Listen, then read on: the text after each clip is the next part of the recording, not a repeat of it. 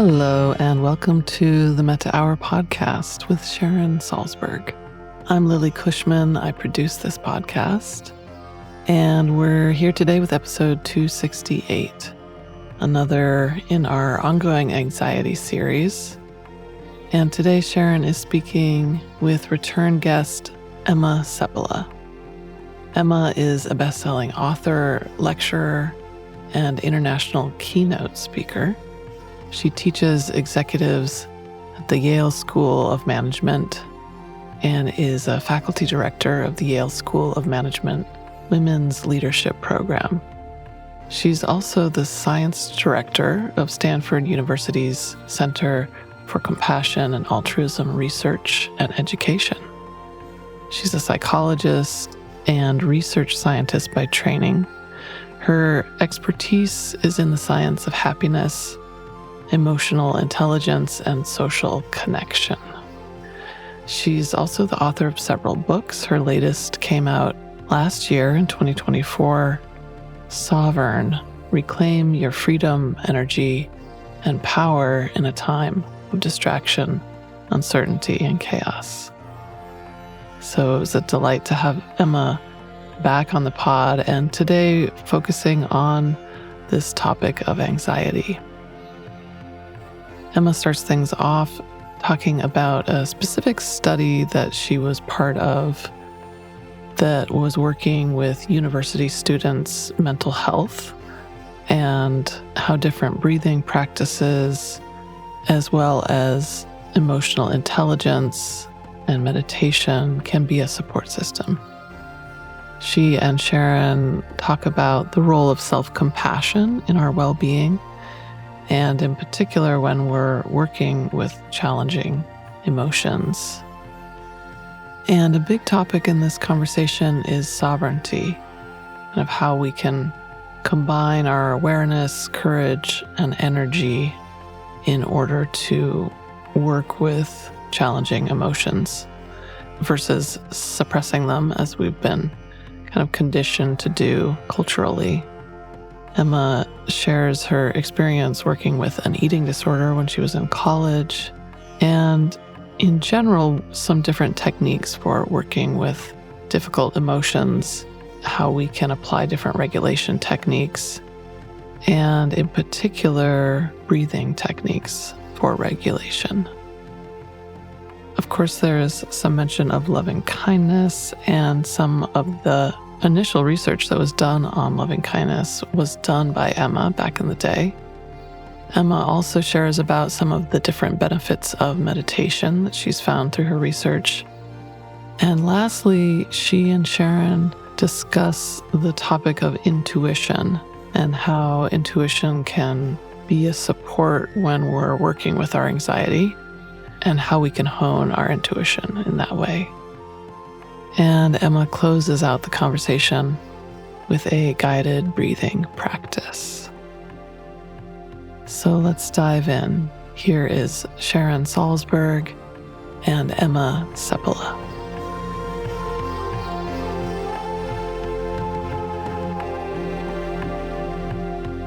Hello, Emma, and welcome back to the podcast. Thank you so much, Sharon. It's great to be back. It's great to be with you. Where are you recording from today? From Madison, Connecticut. All right. East Coast. Yes. Well, thank you so much for being here today. As you know, we've been doing a series here on the podcast about anxiety and different ways to work with it. And I'm really looking forward to hearing your perspective on it. Yeah, I'd be delighted. To share that. So I know you do a lot of research as part of your work, and why don't we start there? There's a study you were involved with in 2020 called Promoting Mental Health and Psychological Thriving in University Students, a randomized control trial of 3 well-being interventions. And I wonder if you could walk us through that. Yeah, absolutely. Well, to begin with, mental health on college campuses has been steadily declining, and to the point where a lot of campuses are running out of tools. They're mental health facilities are often in over demand. And, we were thinking, are there ways that we can help students gain tools to manage their anxiety, as long as it's not severe mental health issues, but give them the tools. It's so interesting that we can be in school, and then in college, and we learn all this stuff, but we don't know how to handle our own mind. We're not taught that. And so then the colleges have to deal with it. And later the workplaces have to deal with it, which is why there's so much talk of mental health in the workplace. And it's like, well, this is so key, as you know, Sharon, is why are we not taught when we're kids? I mean, most adults are running around with no education as to what to do with their big, bad, negative emotions. Wouldn't you agree? Oh, yeah, definitely. Yeah. So we, on the Yale campus, it's just as bad, if not more severe, because everyone is such an overachiever, have often learned that their worth is their productivity. And so being number one is what they've always been. And so here they are with all the other number ones and, trying to prove their significance in a way. And it's a lot of stress. It's enormous stress. I would also say a lot of lack of self-compassion, Sharon, because what I've noticed is many people who are highly driven do so at a cost to their own well-being, physical, psychological, all the things. So we wanted to see, can we provide empirically validated well-being tools to students during the course of a semester and prevent the rise in burnout and the rise in mental health issues, anxiety, depression, and so forth. So we randomly assigned undergraduate students to one of four groups. One was a control group that received no intervention. One was a mindfulness-based stress reduction group. One was an emotional intelligence training, which is mostly cognitive training based on the Emotional Intelligence Center at Yale, Mark Brackett's work. And then one was the Sky Campus Happiness, which is a breathing practice called Sky or Sudarshan Kriya, which I had studied with some colleagues with veterans with trauma. And so there was also a campus version. So we wanted to look at that. And what we did was the students took a little workshop, a couple of days, and then they had these follow-ups twice a week for the duration of most of the semester. And we wanted to see, can we help the students make them more resilient to the effects of the stress of the semester? And what we found is that while all the groups were better than the control group if you just looked at the raw numbers, but the intervention that had the most impact was the Sky Campus Happiness Program, which involves both breathing, active breathwork, and meditation.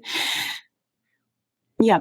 Yes, that had the most impact. And one thing that we're sort of supposing might have been the cause for that is that you're not just addressing the mind, but you're also physiologically conditioning the nervous system. And, from having worked with veterans with trauma and with severe anxiety is not just mental, it's also physiological. So I remember a veteran telling me, look, I know there's nothing dangerous in the mall, but I have to brace myself for 20 minutes before I can walk in. So his mind knows there's nothing wrong. His body is not on the same page. Right. So that's one of the reasons I think we think that doing this active breath training, which that can trigger the parasympathetic nervous system, it is a great complement to the meditative aspect. So that program has both. So I think that's why we saw that. Whereas I would say the mindfulness program and the emotional intelligence were more, you could say are more. You could say are more. I mean, the emotional intelligence is definitely cognitive, and the mindfulness-based stress reduction has both physical, the body scan, etc., and the cognitive. But I don't know. There was something about the breathing that was. Yeah. So that's something I've been interested in, as you know, in my research also, with the veterans and so forth, when I was working with Richie. Yeah, I do remember that, actually.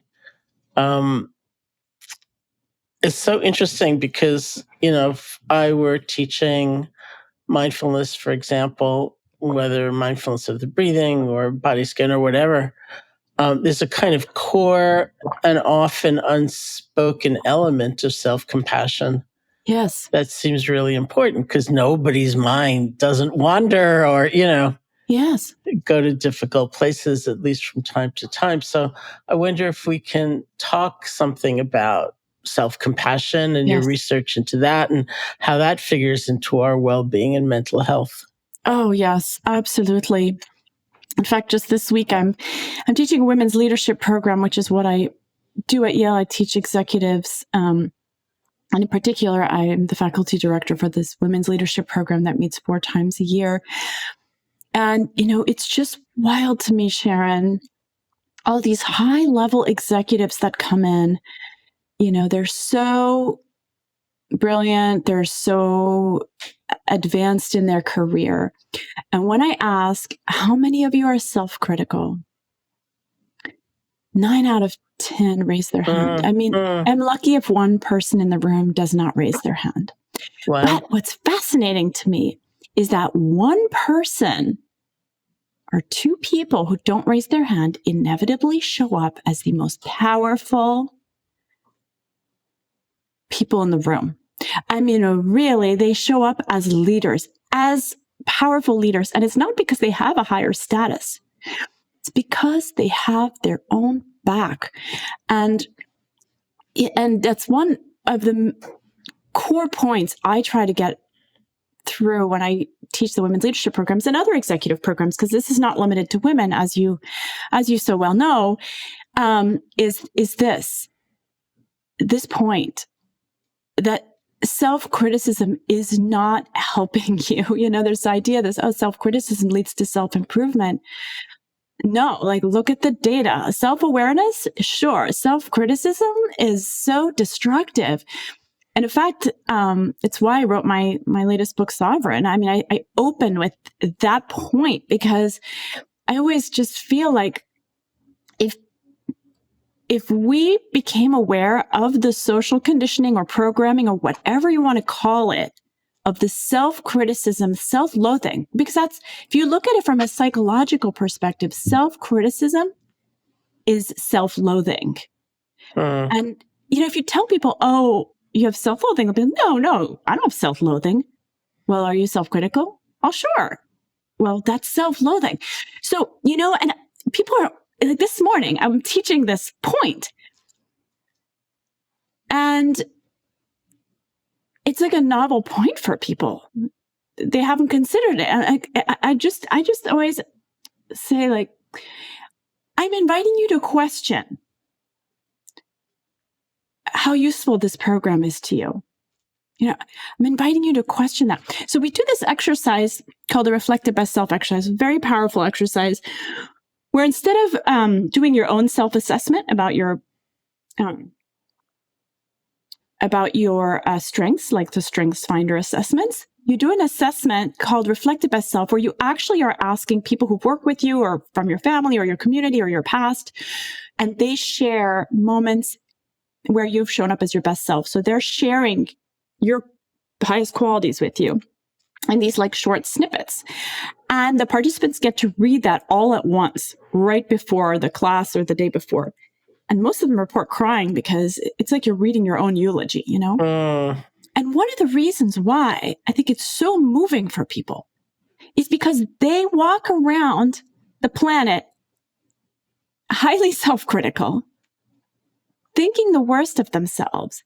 And then they read this, and they cry. I had people crying this morning in class. And I just invite them in that moment. Some of them are like, oh, well, I felt really bad asking for this feedback. It feels, why would I ask people for the positive? And I'm like, well, would you be more comfortable if you ask them to share the critical feedback? And they say, yeah. Like, why? Like, ask yourself that question. Why are you okay with the critical, but you're not okay for the celebratory? It doesn't make sense. So, if you think about it logically, it doesn't make sense to have a self-destructive relationship with yourself. It just doesn't. But it's interesting. And Sharon, I'm sure you see this all the time. Yeah. It's just wild to me how we have come so far in the conditioning that we have failed to question the lunacy of it. Well, how, we relate to our own vulnerability is, it's not just revealing it, but it's being kind, and having that sense of compassion. What just popped into my head was, I can't remember the year, but the Dalai Lama was teaching in Tucson, Arizona, and the way they set it up, he was teaching about Shantideva, the Bodhisattva way of life. He was teaching him a chapter on patience, and every morning and afternoon he would be teaching, and then in the evening they invited different Western teachers to teach. So Sylvia Boorstein and I were the first night, the first teachers, and thankfully he was not in the room, but his throne was behind us, and we were addressing like 12 or 1,500 people, which at that point was the largest group I'd ever spoken to, and finally it was over. And then I was so glad we were first, because I thought, oh, it's done, Now I can just enjoy the teaching. So the way he was teaching was he had a text, and he would be reading from it and give a commentary. And when that was being translated, he would flip ahead to the next passage that he wanted to talk about. So one afternoon, several days after our evening, something in what the translator was saying just caught his attention. And he said, that's not what I said. And the translator said, yes, it is. And the Dalai Lama said, no, it's not. And they got into this whole discussion. So then the Dalai Lama flipped back to the passage that was in question, and he burst into this big laugh, like, ha, ha, ha, ha, I made a mistake. And I thought, wow, if I'd made a mistake in front of those same 1,500 people a few nights before, would I admit it? And would I be laughing about it? I don't think so, Yeah. And it was such a beautiful symbol Yes. of, not assuming that kind of, I need to be perfect, and what are they going to think of me? And it was more like, here we are together, I made a mistake. It's so beautiful. And there is so much innocence, and it becomes so charming. And I'm sure everyone was laughing with him. Mm-hmm. It becomes so endearing and so lovely. It's childlike. And that's actually so beautiful. And yet we get so crimped, or I don't know if that's the word, by our ego and our fear of not being perfect. So that brings me to the amazing topic of sovereignty, which is not a word that many people use, except in a, reference to the royal family or something like that. So you released a book in 2024 by that name, and sovereignty feels like an important component to using the tools that we can approach anxiety with. So I'm wondering if you can define sovereignty and say why it's important. Thank you, Sharon. Yeah. So sovereignty, I wanted to find a term, Sharon, for inner freedom, some of the things that you talk about that these ancient Eastern traditions have talked about for a long time.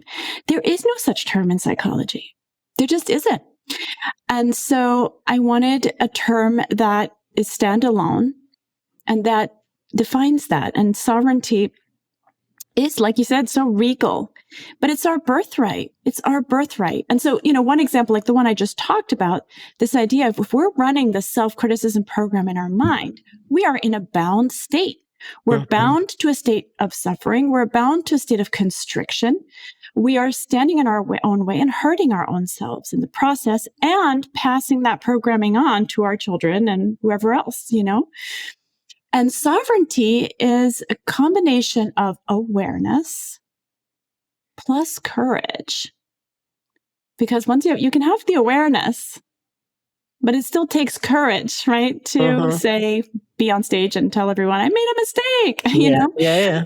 And so I have like a little equation for it. You know, sovereignty equals that awareness that you develop through the meditative practices, through the contemplation, through the self-effort and the self-inquiry, plus courage. You know, you've got to be ballsy to move forward with wisdom and with the knowledge and the desire to do something and say something, even if it's, you know, counter to maybe what others might do, or what, despite what people might think, right?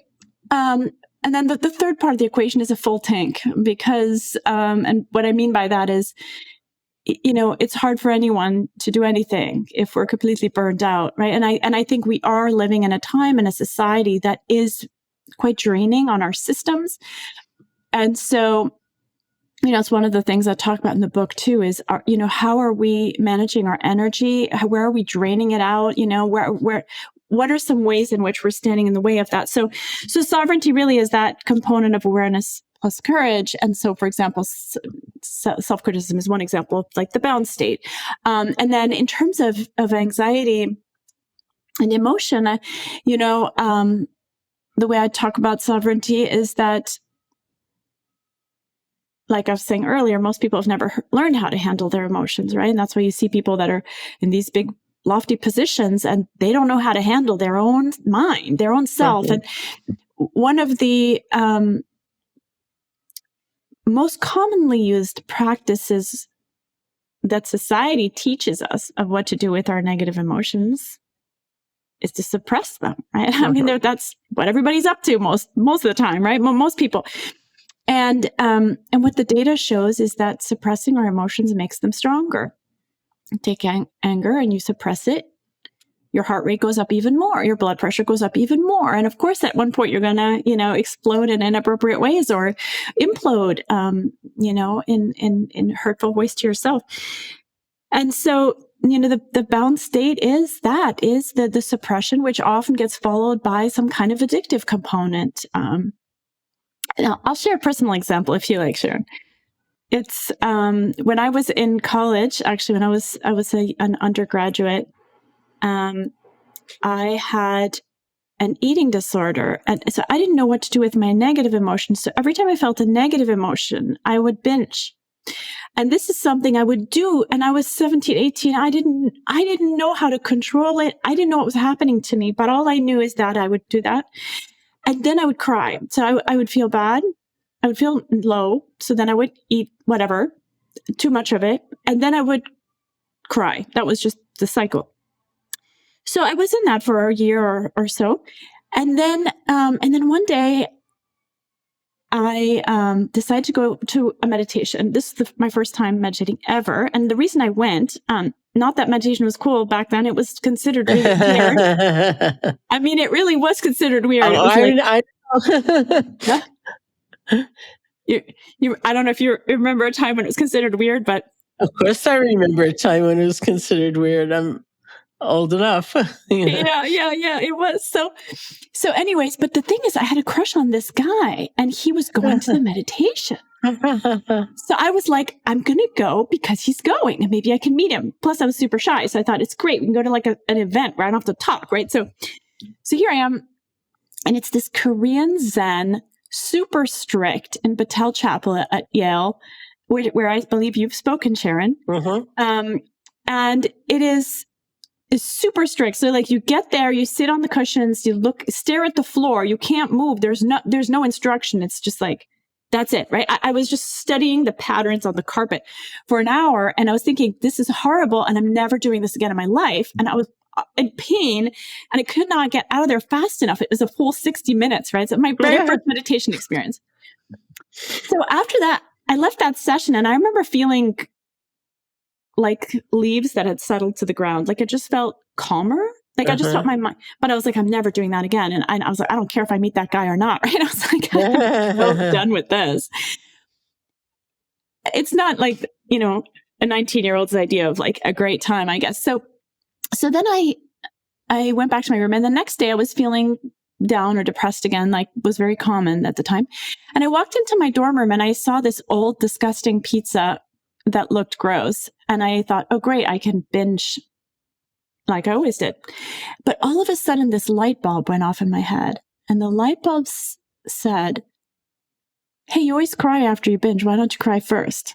And I thought, deal, like, what's the big deal? I can do this. So I went on my bed and I lay on the blanket and I cried. And I still remember that blanket exactly the whole day. I just remember it so clearly. And I cried and cried. And when I was done crying, I sat up on my bed and the desire to binge was gone. Wow. And it never came back. It never came back. And if even a glimmer of it came back, like a desire for chocolate or something out of the blue, it would trigger an awareness to go into, oh, how are you feeling? Oh, look at that. You're feeling a little anxious, or you're feeling a little down, right? So it was so wild to me. Mm-hmm. One meditation for 1 hour once triggered that much awareness in 24 hours to halt an addiction. Because anyway, long story here, but really to illustrate what is sovereignty, it's developing that awareness. And because a lot of the emotions that we suppress, we end up going into an addictive cycle. You might not be an alcoholic, but are you binge watching movies when you feel down? Or are you binge shopping? Or are you over exercising? Or are you overworking?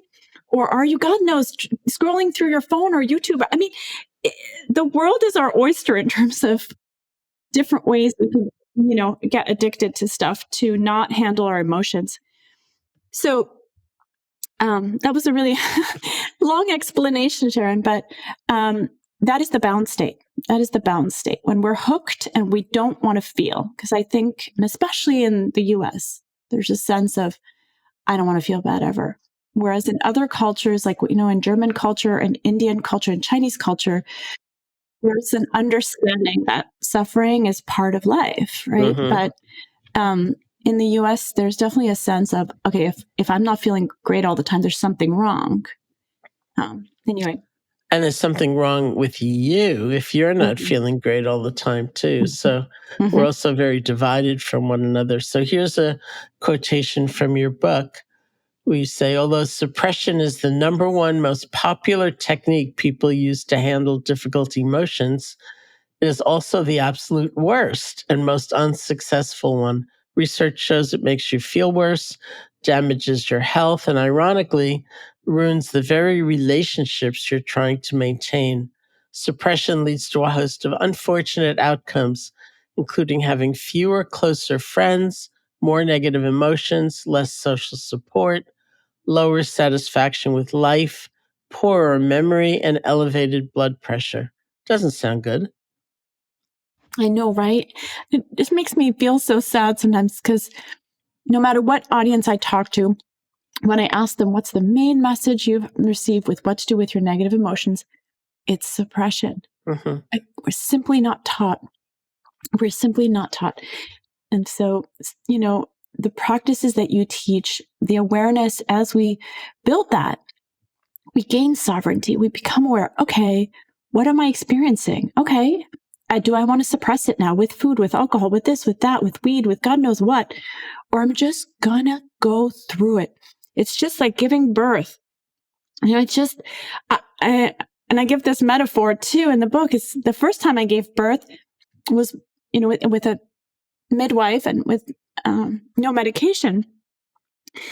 And I just felt sorry for myself the whole time and was just, whining and complaining. And, and then I give birth, right? But the second time I had done a hypnosis training, and the hypnosis training, it's kind of like this deep meditative sort of conditioning. That's how I experienced it. It was very much like a meditation where you're learning what's happening to your body, and you're like, okay, you're accepting the whole situation. And I was so peaceful during the second birth giving that my midwife decided to take a nap right as the baby was born. Really. She told my friend, she was like, oh, she's not giving birth till tomorrow. Well, I gave birth 20 minutes later.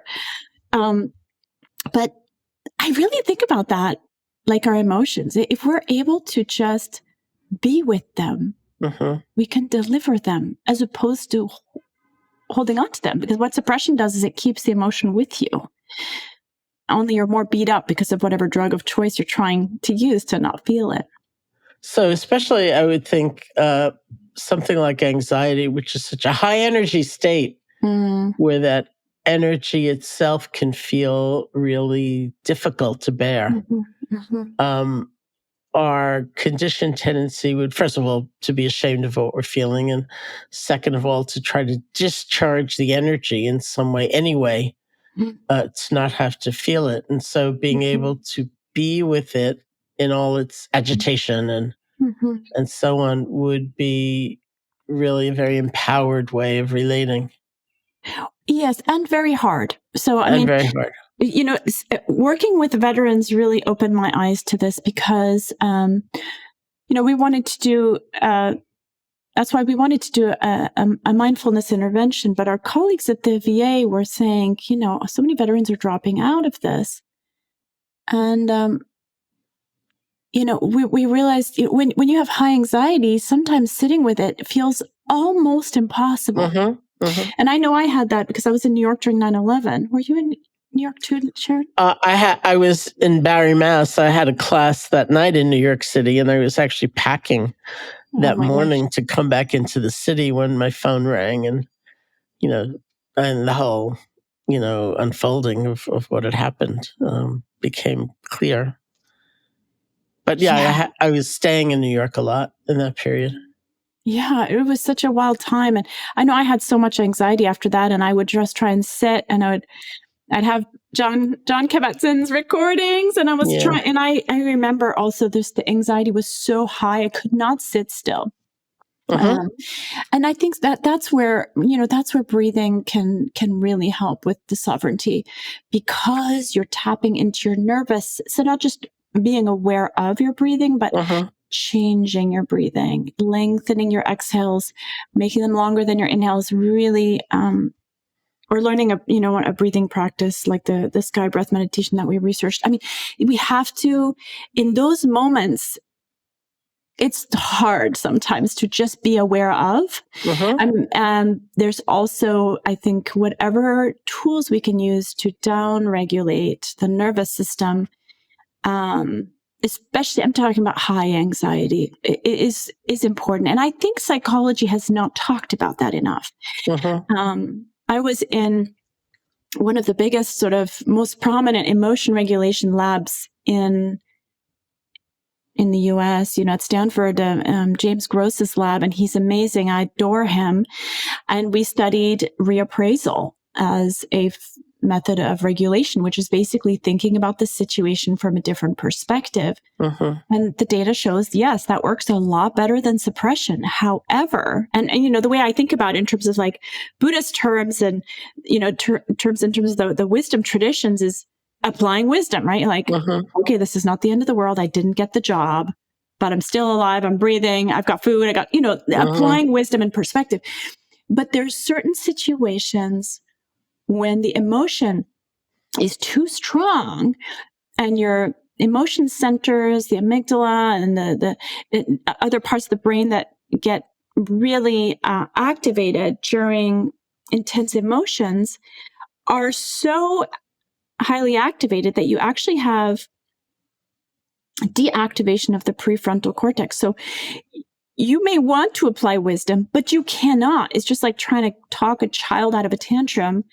They can't, but an adult under high emotion also can't. And so I remember being in that lab and being like, this isn't going to work for every situation, the reappraisal. You're not going to tell, you know, like I often tell the story of Jake, because one of my husband's friends, like my husband walked in and he was pale about 12 years ago. He walked in and I was like, what's going on? He said, Jake was in an IED. I said, well, what happened? And So Jake was a Marine Corps officer in charge of the last vehicle on a convoy going across Afghanistan. And he drove over a roadside bomb. So, usually when that kind of thing happens, and, when he was able to kind of get his bearings, after the explosion and the shrapnel flying and the craziness of it all, and intense injury, usually you would fall unconscious pretty quickly. But in that moment, you could have told him to reappraise. It's not going to happen. You're in shock. But Jake had trained himself for something that he should do in this kind of extreme situation, which was a breathing exercise. And he started to do that breathing exercise. And because he did that, he was able to regain the access to the prefrontal cortex to think clearly, right? So then he was able to give orders to call for help. And then he was checking on the other service members, and then he could tourniquet his own legs. Now, Jake lost both his legs, so it was very severe, but he saved his life and the others due to knowing how to handle his nervous system in that moment. Well, that's quite a story, and it's reflective, in an obviously extreme way of the fact that we have bodies, we have nervous systems, and these things need to be taken into account. Like, I can remember coming into the city after, maybe a week or two after 9/11 and staying in the city for a couple of months to teach. And the first time I went out to dinner with some friends, both of whom had been here on the very day, on that Tuesday. And we were sitting in this restaurant, and a siren went off somewhere in the street, and they both jumped like 4 feet in the air. Their startle reflex was so heightened. Yep. So intense. And, I've seen that with returning soldiers. And yes, this is a level of reality that we can find a kind of help or healing, by not overlooking it, by remembering it. And so I love that. It's interesting that the breath that you have, found so effective is a very conscious breath in a certain rhythm or whatever, which is a little different from the way we tend to use the breath in basic mindfulness, which is just however it's appearing. But it is like a direct addressing of the nervous system, right? Yes, yes, it is. And, it's so interesting to me. Psychologists who've done this research have focused so much on the head, top down, change your thoughts, change your life kind of thing. But I always wonder, I have this theory, that most psychologists who are doing research are academics. Most academics are heady and disembodied. I mean, right? You're around enough scientists to kind of notice that, I'm sure. There's a sense of being a little bit up in the head, And it's interesting because when you work with veterans, as you've probably seen, Sharon, like they're embodied, they're not in their head, they're in their whole being. And, but because I think academics are so in their head, sometimes they forget that their body is there. And but there's there's suddenly tons of interest in doing research on breathing. I mean, there's so much, to so many fascinating ancient texts also that have talked about this, right? Like the breath is the connection between the mind and the body and the heart, and it's just so fascinating. I mean, I think we're just it's just the tip of the iceberg to understand it. I mean, it's obviously so integral to meditation. Yeah, well, I mean, it's such a beginning field, I mean, because of course I also remember the time when no one was researching loving kindness, and yes, so that was a change, that was a move. It was, Sharon. I don't know if you remember, but Sendri Hutcherson and I, I think we did one of the first papers on loving kindness, and we reached out to you. Yeah, it was so wonderful. I remember once we had hundreds of students coming through our lab to sit and do the loving kindness meditation as we, research various things. And we were in the what's called the control room, where you kind of have a video, you see what's going on in the experimental room. And they were supposed to, we sat them down, gave them headphones, and off they were to do their meditation, right? And then one day, and we can hear what's going on in the room, which there shouldn't really be any noise, like the time somebody came in and thought we weren't watching and they pulled out a huge hamburger and started munching. And you can hear this. But anyways, one day there was a guy there meditating, and then he got to I think he must have gotten to the part where he's getting the love from all sides. And I just hear, oh, yeah. So That's cute. Great. That is really cute. That is so cute. Yeah, I mean, loving kindness it's such a sweet meditation. I feel like anyone can connect with it. It's so beautiful. In fact, yeah, I was once in this cab in New York, and the cabbie was really angry to begin with, but then I asked him I wanted to pick up a package at a friend's house.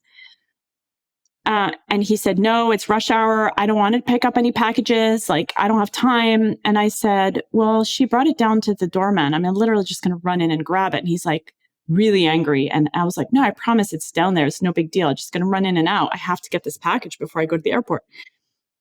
So finally, he begrudgingly stops this building. I go into the building, and of course, my friend hadn't brought the package down. So the doorman has to call up. The package has got to be brought down. And then the doorman, he's looking outside. He's like, that guy is really angry. Are you sure you want to get in that car? Because that guy, the car is practically vibrating. The guy is so mad. And I was like, I know, I have to get to the airport. I'm late. I don't have a choice. So I grab the package, finally gets there after like 5 or 10 minutes. And I go back to the car, and the guy is furious. And we're driving along the highways outside New York, 100 miles an hour. The guy is fuming, and this is getting dangerous. So what am I going to do? I don't have a choice. There's nothing I can do. So I sit back and I start to do, Sharon, what you have taught me. Mm-hmm. May you be happy.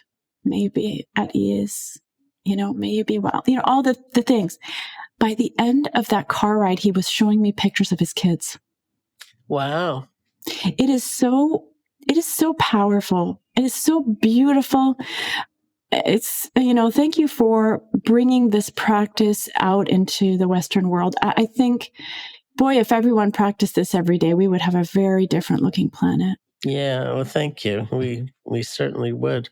And it occurs to me, part of sort of an underlying theme of what we've been talking about, and I don't know how much this figures into your work explicitly, is sort of destigmatizing different states, like anxiety, mm-hmm. Depression, where people have a whole lot of self-judgment, and mm-hmm. Just kind of presenting this is, this is the science, this is the nervous system, in its different manifestations. Here are tools, the tools aren't easy always, and this is what you might encounter. And it's just giving it a context that in itself is such a huge relief. Yeah, it really is. And one of the things I always just feel is if everyone meditated, and I always just say, find the shoe that fits, this one style might not work for you, then try this, then try breathing. Just do it. Just do it. Just find the shoe that fits for you and do it. My 10-year-old will meditate with me for half an hour. Nice.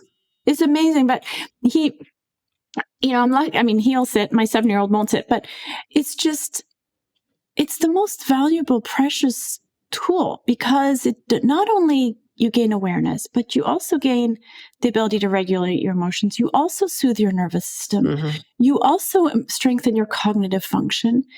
You also gain insight or intuition, innovative thoughts. Mm-hmm. All of it, all of it. And the research is there. It was so fascinating because I was kind of looking at research on meditation and improving awareness, which it does. And it's so interesting because if you take something like alcohol, like 1 glass of alcohol already decreases awareness at the level of the brain and sets you up for possible addiction. 1 glass, if you've had 1 glass of alcohol in your life. And it was so interesting to me because, you know, how can you regulate your emotions? You can either go through meditation and improve your awareness, or you can use an addictive habit that decreases your awareness. It does the opposite. So it's just, for me, meditation is so key to sovereignty. It's just so key. Yeah. And maybe we can just spend a few moments talking about intuition. Yes. Because it's such a wonderful and kind of intricate topic. So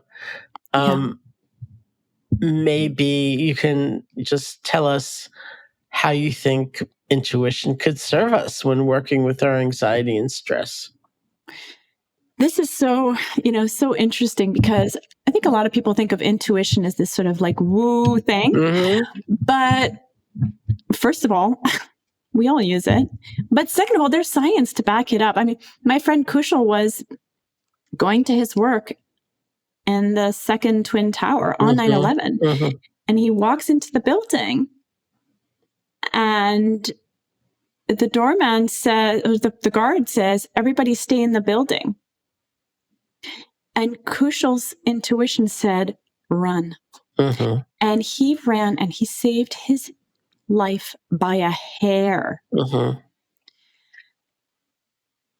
What about all those people who also had the intuition, but they decided to obey? Right. You know?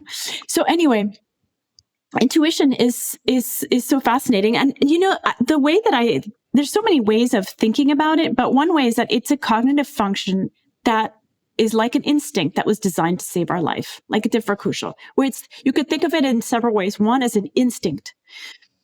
And that if we think about it, how often have we said yes when we knew we should have said no? Agreed to, you know, if you've just agreed to like order a meal, you don't think you're like, it's no big deal. But what if you've agreed to a marriage? What if you've agreed to a house that you're purchasing that you actually, in hindsight, you kind of knew it was going to be bad news? There's so many times, or a job, there's so many times we've had it and we dismiss it. So it's very interesting to me that our education teaches us logic and reasoning, but also it teaches us out of our instincts or gut feelings. But I think one of the other aspects of intuition, and this, my friend Joseph Michaels is a neuroscientist who does research, conducted research showing that when you're making a simple decision, just use logic and reasoning, you know, like my phone is broken. Should I bring it to the store? Well, of course, right? But if you're making a complex decision, like, I got this new job offer, but that would mean possibly relocating, which might mean different schools for my kids, which might mean different this, that lot complications, that he's shown that a gut going with your feeling, actually you end up making a better decision, which is so interesting. And he's shown that several times. So this is just interesting. And then the fourth way I think about intuition is that insight, right? It's like, when is it that we get our best ideas? It's usually when we're on a walk, when we're meditating, when we're in the shower. Why? Because that's when our brain is in active problem-solving mode. We know that that's when we're most likely to get, neuroscience shows that we're most likely to get our sort of aha insights during those kind of activities when the brain is in alpha wave mode. So it's not highly focused and it's not so passive. It's about to go to sleep. It's in the in-between meditative state of mind. And so you can think of intuition in those so many ways. And then another way that you could think of intuition, and this is the way the military trains Marines for, is by this form of hyper awareness. It's called combat hunter training, where they're taught to be hyper aware of their environments. For example, I'm walking by a playground that's usually in Afghanistan, that's usually filled with kids and it's suddenly empty. That's a sign. Or I'm with Afghani soldiers they're relaxed and they're smoking and they're joking around. So things are okay. But suddenly their hands are on their weapons. They're looking anxious. Okay. That's a sign, right? So there's different ways you can think about it in the way that scientists in the military and so forth have been studying it. But in terms of how it can help with anxiety too, I mean, you could also think of intuition sometimes as coming up as anxiety, right? Or you suddenly have a weird feeling about something. For example, going back to this idea of emotional suppression, if I were angry and I were suppressing that emotion, then your heart rate would go up. you might not logically or rationally understand why you're feeling uncomfortable, but you're suddenly feeling uncomfortable. Your fight or flight is activated. The brain hasn't caught on, but your body has. That's another reason why suppression is leads to poor outcomes for relationships. And by the way, we see this also in animal models. So if you do equine facilitated therapy, which is when you work with a therapist that has a horse, and then they work with a patient. If the patient comes up and says something like, "Oh, I'm not scared of that horse," but they're actually scared, the horse is incredibly anxious. It's moving up all over the place. But if the patient's like, "Okay, I'm scared," the horse calms down. Oh, wow. Why? I mean, the horse doesn't understand English, but the horse has physiologically registered inauthenticity, and inauthenticity is registered as threat. Wow. It's registered as threat. And we have the same. We have that same instinct, which is why our heart rate goes up around inauthenticity, but our brain hasn't caught on yet. Or our thinking faculty hasn't caught on yet. So that's a form of anxiety. But of course, you always have to be aware. Am I anxious because I'm getting a red flag here around the situation? Or am I anxious because I'm afraid of talking in public, or I'm afraid, So we do have that. And that's where awareness comes in, of just being really aware of like what imprints or programs are running my mind. Like if I'm scared of speaking in public, then maybe the anxiety I'm feeling in my stomach isn't that I shouldn't go up on stage, but simply that going up on stage is a fear, that I hold. So there are many ways of thinking about intuition. But at the same time, the more we meditate and become aware, the more we can tap into that faculty. I'm sure you must have had some experiences, Sharon. I'd be curious to know. Yeah, I mean, I think it's a combination of awareness, especially physiological, states, and discernment. Because sometimes, when you said that about being afraid, I was in the beginning of my teaching careers, I've told the story many times. I was terrified of public speaking. And I was particularly afraid that I'd be speaking and my mind would go blank and I'd just be sitting there in front of all these people. And in fact, I just sat a retreat with a Tibetan woman teacher, and she just sat there for a while, because her mind went blank. And I thought, oh, this is what it looks like. Nobody cared. Everyone was sort of with her. It was very funny. But this was, of course, a long time ago, and I couldn't bring myself to give a talk because I was just so afraid. And it took a good degree of discernment also to understand what I was afraid of and how I was projecting onto the people sitting in the room. They're there to judge me, compared to a kind of loving kindness filled attitude, like here we are together, and lots of changes, from doing that. So, it's not just kind of obeying every thought that comes up in your mind, That's right. But really being able to have that kind of perspective taking and discernment, as well as the kind of fundamental awareness. Yes. And I mean, that's one of the beautiful things about your teachings, is that you can sit there in silence, and that invites everyone to realize, oh, we can just sit here and be present. And that's one of the things I always remember about how you lead practices and how you show up with groundedness and calm. And it is like a wake-up call in this fast-moving, sped up and always speeding up more world. Yeah. Well, thank you. And I am wondering if you have a vision of what you're working on next and what's ahead for you. Mm-hmm.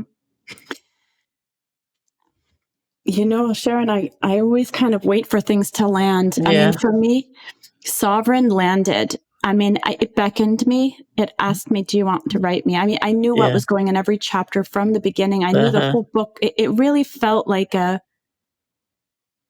invitation to me to, it felt like, honestly, it has its own thing.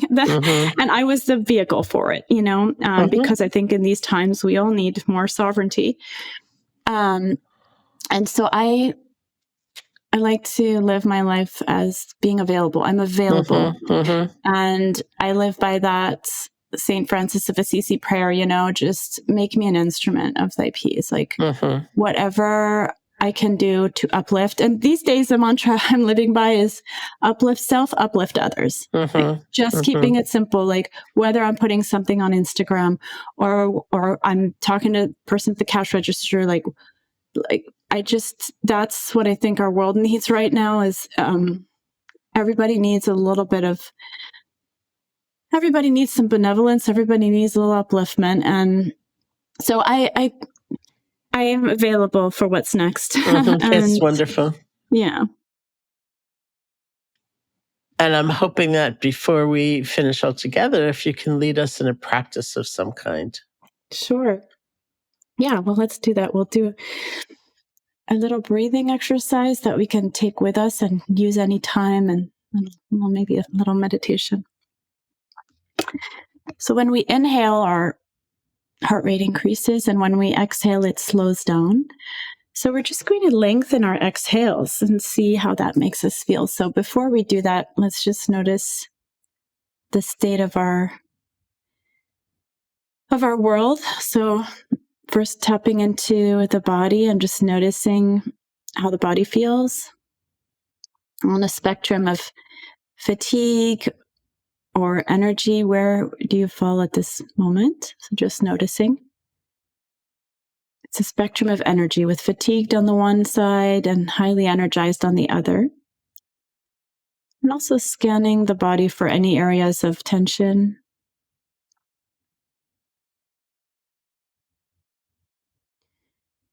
And then bringing awareness to the mind.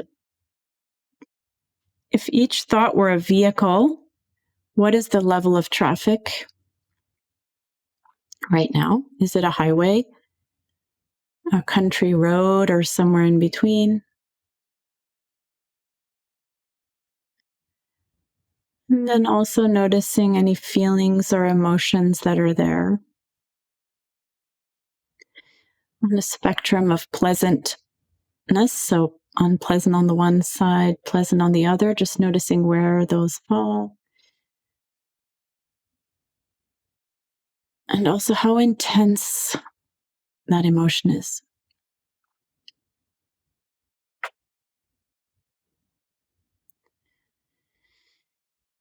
Noticing where we are right now so we can see if there's any shift after the breathing exercise. So we'll breathe through our nose if possible. And if not possible, at least do the inhale through the nose. We're going to breathe in for a count of 1, 2, 3, 4, hold, and breathe out 2, 3, 4, 5, 6, 7, 8. Breathe in 2, 3, 4, hold, and breathe out 2, 3, 4, 5, 6, 7, 8. Breathe in 2, 3, 4, hold, and breathe out 2, 3, 4, 5, 6, 7, 8. Breathe in 2, 3, 4, hold, and breathe out 2, 3, 4, 5, 6, 7, 8. Breathe in 2, 3, 4, hold, and breathe out 2, 3, 4, 5, 6, 7, 8. Long deep breath in 2, 3, 4, hold, and breathe out 2, 3, 4, 5, 6, 7, 8. And relax. Come back to normal breath. And notice any changes at the level of the body. Any changes at the level of the traffic of thoughts in the mind. And at the feeling level,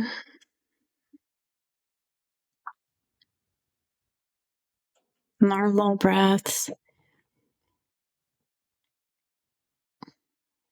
Just knowing you have this exercise with you at any moment, you can step aside, regain sovereignty over your mind, especially moments of intense anxiety or stress. Doing this for 5-10 minutes will slow your heart rate and soothe the mind so that you can approach the next moment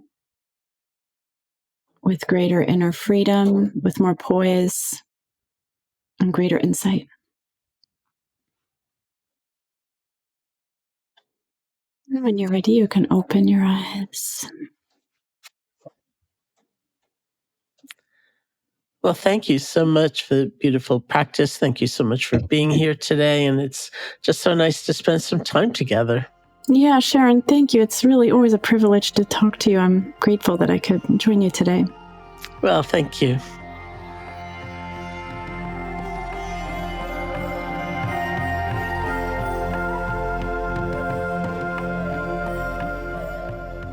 Hey folks, thanks for listening. If you're still here, you've reached the end of the podcast.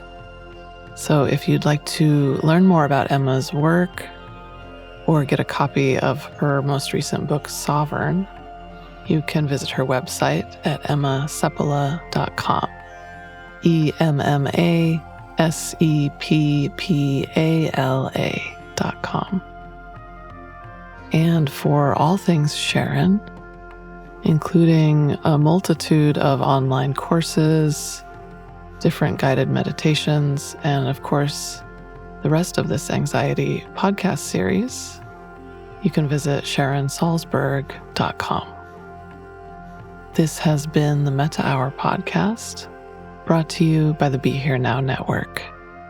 May you be safe, may you be happy, may you be healthy, and may you live with ease.